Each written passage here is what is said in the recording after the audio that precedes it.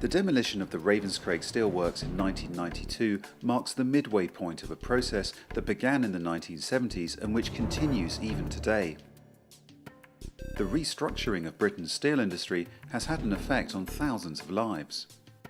Back in the 70s, there were 250,000 people employed in the steel industry. Today, there are 24,000. The steel communities, much like the coal communities, were very tightly knit communities. So you would have had grandfather, father, son, and generations going through the steel industry. So the biggest problem, if you like, that those areas that were being rationalised had to overcome was a dependency on that sort of, I'm going to go into the steel industry because that's what my father, that's what my grandfather, that's what my great-grandfather did. Over the last 30 years, British Steel and its successor Corus have tried to transform business opportunities in the communities previously reliant on the steel industry. Formed in 1975 and today wholly owned by Corus, UK Steel Enterprise is a not-for-profit organisation that aims to help regenerate local economies in the steel areas of the UK.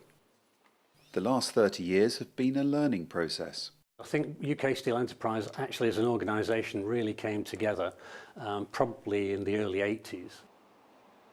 What we found was that small and medium-sized enterprises were going to be the key area for job growth in the future. Large businesses at the time were all thinking about downsizing and becoming more fleet of foot in order to compete better in their own marketplace. And it was fairly clear, I think, certainly shortly after that period of time, it was fairly clear that small and medium-sized businesses were the job creators of the future. Initially, we would actually help the redundant steelworker to become self-employed, and some of them were quite successful at that, but others, would rather be employed than be creating employment.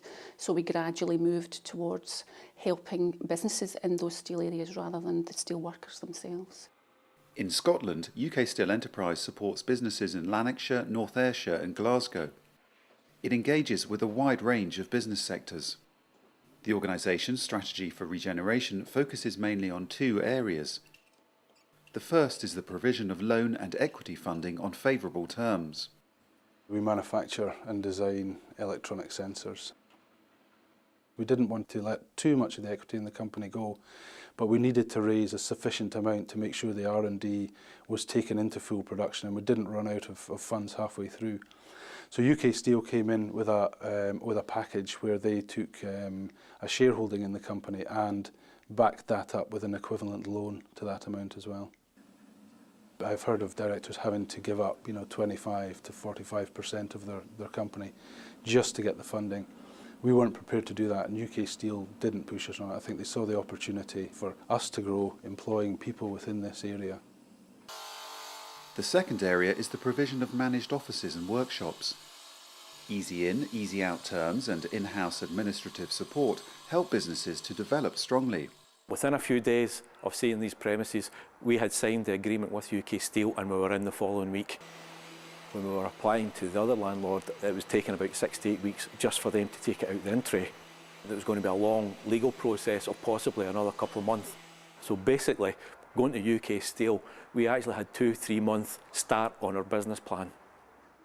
UK Steel Enterprise has made a big impact, particularly in the Lanarkshire area. We work in partnership with the Scottish Enterprise, which is the local government agency, and the local councils to help to regenerate the area by investing in local businesses. And I think at the last count, it was about 16,000 jobs had been created by those businesses.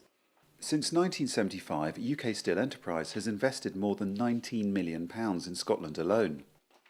That's good news for local economies and also good news for Corus. Today, UK Steel Enterprise is self-financing.